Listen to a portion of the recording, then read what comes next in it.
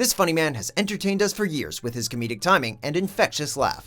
Welcome to WatchMojo.com, and today we're counting down our picks for the top 10 funny Seth Rogen movie moments. Before we begin, we publish new videos every day, so be sure to subscribe for more great content. For this list, we're looking through his film resume to find his most hilarious lines and scenes. And since this is Seth Rogen we're talking about, a mature content warning is in effect.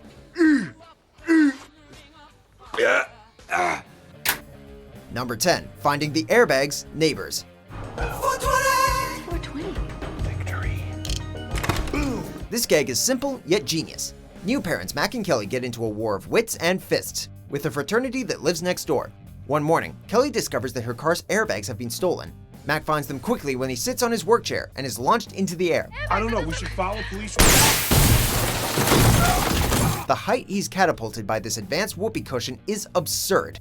Laws of physics aside, we can't help cracking up as Mac groans in pain before watching his coworker get launched as well.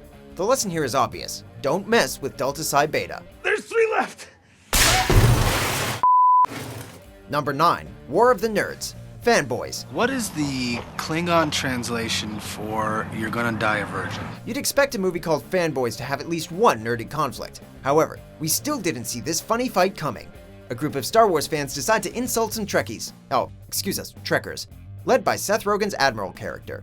The two sides take light jabs at each other's franchises before the Admiral crosses the line. Han Solo's a bitch. Pandemonium breaks out, prop weapons are used, and Spock's ears go flying.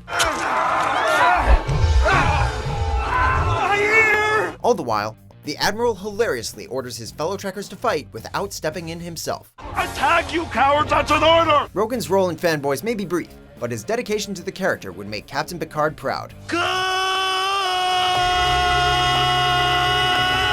Number 8, Disastrous Family Dinner. Pineapple Express. Come on, yes, yes! We made it! We're all safe, guys, we made it! What are you doing? Get the out of my car. I can't even believe you think that would be an option. Meeting your significant other's parents can be hard. When you're a 25-year-old man, you've just witnessed a murder and your girlfriend is 18, it's pretty much impossible. Rogen's Dale goes to a family dinner to convince his girlfriend Angie and her parents that they're all in danger. You are high as a f***ing kite! I'm not high! Let's go! Unfortunately, her parents don't believe there's a threat and react poorly. Things go from bad to worse when Angie stabs Dale's drug dealer, right before her father pulls out a gun and starts shooting. The insane dinner sequence is one of the best parts of this stoner comedy. We hope to never have a meal go this badly.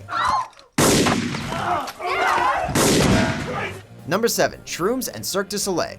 Knocked Up. Oh my god, are these mushrooms? I got them from a roadie for the Black Crows. In Knocked Up, Rogen plays an underachiever named Ben. When a one-night stand with Allison leaves him on the verge of fatherhood, he has trouble dealing with the stress. You can't take anything seriously. You didn't even read the baby books. I didn't read the baby book. What's gonna happen? How did anyone ever give birth without a baby book? After one bad fight, Ben goes to Vegas, eats shrooms, and sees Cirque du Soleil. As he watches the show, we hear some hilarious commentary. If I shaved my stomach and my chest, I would look exactly like that. And then the drugs really kick in. His facial expressions grow wilder until he runs at the sight of a baby performer. It's hard to say what's more entertaining, the Cirque show or Ben's reactions to it. Fortunately, this scene gives us the best of both worlds. I can't deal with this shit, man!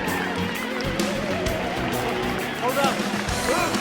Number 6, exposing a cheater, 50-50. He's my buddy. He's really, really sick. Oh, that's awful. Kyle's friend Adam discovers he has stage 4 cancer.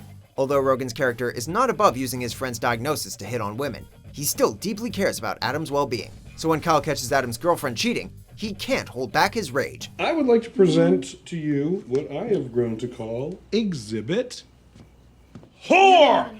His righteous rant adds a lot of humor to the devastating reveal. I've hated you for months, and now I have f***ing evidence! And just when you think that Kyle has left the conversation, he comes back not once, but twice to insult the unfaithful Rachel. You gotta get out of here. This is crazy. You're so weird. Rogen's passion and timing are pitch perfect throughout the scene. Getting bad news should always be this entertaining. This is the most uncomfortable situation ever. Just leave. Number 5, Dead Bird, Paul. Are you an alien?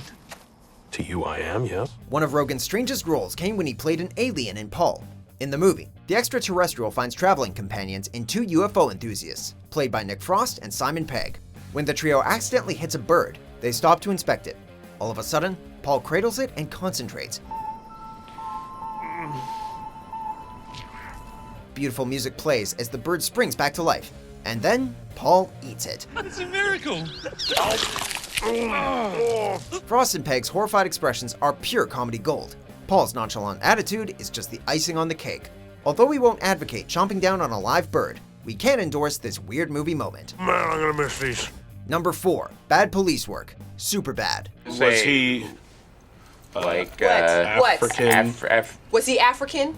After the innocent Hawaiian named McLovin is assaulted by a robber at a liquor store, it's up to Officer Michaels and Officer Slater to bust the perp. Unfortunately for McLovin, their investigation doesn't go well. While trying to get a description of the robber, Michaels and Slater misunderstand everything that the clerk says. Okay, so we have an African Jew wearing a hoodie. At one point, they even think the thief looks like an anthropomorphic piece of candy. Kind of look like Eminem. Does that help you? An M&M. Eminem. So he was circular. Marshall around. Mathers, Eminem. Their hilarious incompetence makes it clear that the robber is getting away with this crime. Michaels and Slater may be terrible police officers, but they're fantastic at making us laugh. Is there another squad car that's in the area that could probably be of further assistance? Number 3. High at a church the night before. Hey, Merry Christmas, Isaac. Yeah, Merry Christmas to you too, man. After taking a few too many drugs, Isaac trips his way into a midnight mass with his wife Betsy. His unfamiliarity with Christian tradition makes for some funny gags from the start, but when the drugs kick in, Rogen's Isaac takes it to a new level. He hallucinates a vulgar baby and starts to freak out after he sees Jesus on the cross. Who's that guy? Despite Betsy's best efforts to keep Isaac's behavior quiet, it is all for naught when he throws up in the middle of the church. The Disastrous Mass manages to mix wacky antics and social commentary. It's a role tailor-made for Rogen. We did not kill Jesus. We did not do that. Number 2. A difficult hiding place, the interview. I don't want to stick it in my ass. In this controversial comedy, Rogen plays a producer named Aaron Rappaport. When Rappaport and talk show host Dave Skylark are invited to interview Kim Jong-un, the CIA asks the duo to poison the North Korean leader with ricin strips. This gum has no flavor. After they misplace the first strip, the CIA airdrops a capsule with more poison. But when guards start to close in on Rappaport, he's forced to hide the capsule where the sun don't shine. Just listen to the soothing tones of my voice. Just breathe. Oh, it's cold. The words of encouragement he receives while shoving the package way up there make the tense scene an absolute laugh riot. Maybe Skylark can leave this incident out of his memoir. Yeah.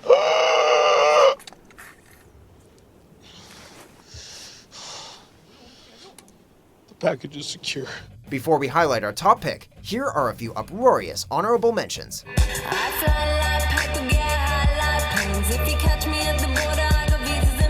She never slept like spoons encircled by a man's arms. She had never experienced a man getting hard against her spine. You know what? That's enough middle sex for now. Oh, shit. Oh, Max, you okay? I'm good.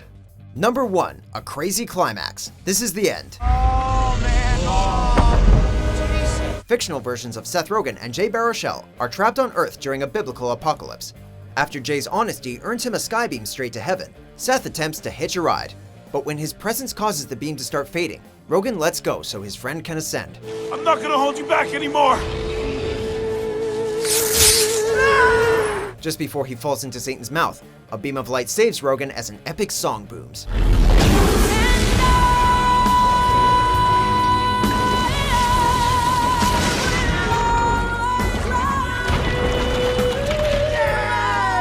We can't decide whether it's Satan's dismemberment, the Whitney Houston music, or the silly laughter that make this scene so hilarious. This epic ending leaves us with plenty of reasons to consider it as Rogen's funniest moment.